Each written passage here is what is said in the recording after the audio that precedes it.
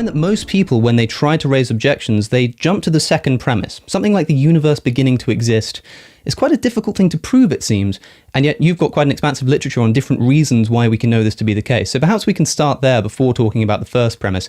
How can we know, let's say philosophically, because I know there are scientific ways and philosophical ways to look at this. Philosophically speaking, how can we make that assertion that the universe began to exist? I do think that the second premise is the most controversial premise in the argument, and therefore the one to which I've devoted the most attention. Historically, the second premise that the universe began to exist was supported by philosophical arguments. It wasn't until the 20th century that there was any sort of empirical evidence for the beginning of the universe. And as I looked at the various arguments that were offered historically for the beginning of the universe, the finitude of the past, it seemed to me that two of them stood out.